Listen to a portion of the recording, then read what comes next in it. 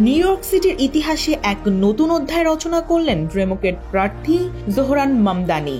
৩৪ বছর বয়সী এই তরুণ রাজনৈতিক নিউ ইয়র্ক সিটির ইতিহাসে প্রথম মুসলিম মেয়র নির্বাচিত হয়েছেন।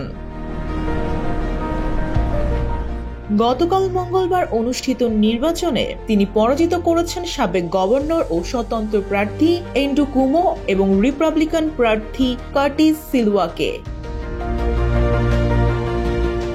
সিএনএন নিশ্চিত করেছে জোহরান মামদানি ডেমোক্রেটিক সমাজতান্ত্রিক নিউ ইয়র্ক সিটির ১১১তম মেয়র হিসেবে নির্বাচিত হয়েছেন। এর মধ্যে দিয়ে শহরটি প্রথম মুসলিম, প্রথম দক্ষিণ এশীয় বংশোদ্ভূত এবং আধুনিক যুগের অন্যতম কনিষ্ঠ মেয়র হলেন মামদানি। নিউ ইয়র্কের বর্তমান মেয়র এরিক অ্যাডামস এই বছর স্বতন্ত্র প্রার্থী হিসেবে দ্বিতীয় মেয়াদে লড়াই করার কথা থাকলেও জীবন অবাক না করলে কে করবে? ২৮% মিল্ক ফ্যাটের অবাক করার সাথে ফ্রেশ মিল্ক পাউডার। জীবন অবাক করুক প্রতিদিন। সেপ্টেম্বরে নির্বাচনী দৌড় থেকে তিনি সরে দাঁড়ান।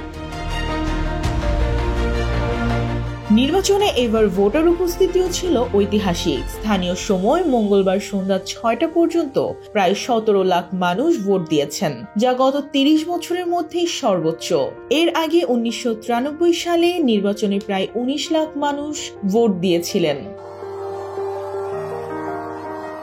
এবার প্রায় ৭,৩৫,০০০-এরও বেশি মানুষ আগাম ভোট দিয়েছেন। প্রেসিডেন্ট নির্বাচন ছাড়া নিউ ইয়র্কে এত আগাম ভোট এর আগে কখনো পড়েনি।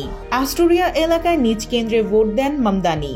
জীবনযাত্রার ব্যয় কমানো, ভাড়া বৃদ্ধি স্থগিত, বিনামূল্যে গণপরিবহন ও শিশু সেবার সম্প্রসারণ এসব ছিল তার নির্বাচনী অঙ্গীকার।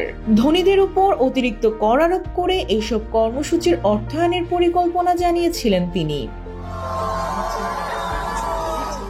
১ বছর আগেও তুলনামূলকভাবে কম পরিচিত ছিলেন মামদানি, কিন্তু শ্রমজীবী মানুষের জীবনমান উন্নয়নের প্রতিশ্রুতি, সৎ ভাবমূর্তি এবং প্রগতিশীল রাজনৈতিক অবস্থান তাকে দ্রুত জনপ্রিয় করে তোলে।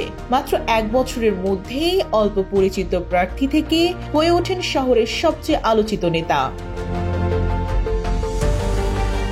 মামদানির এই বিজয়ে যুক্তরাষ্ট্রের ডেমোক্রেটিক পার্টির প্রগতিশীল ধারা আরও শক্তিশালী হবে বলে বিশ্লেষকদের অভিমত। অন্যদিকে ডোনাল্ড ট্রাম্প নির্বাচনের আগে মামদানিকে কমিউনিস্ট আখ্যা দিয়ে বলেছিলেন তার বিজয় নিউ ইয়র্কের জন্য হুমকি। কিন্তু জনগণের ভোট প্রমাণ করল সাধারণ মানুষের পক্ষে দাঁড়ানোর রাজনীতি এখনো নিউ ইয়র্কে প্রভাব বিস্তার করতে পারে।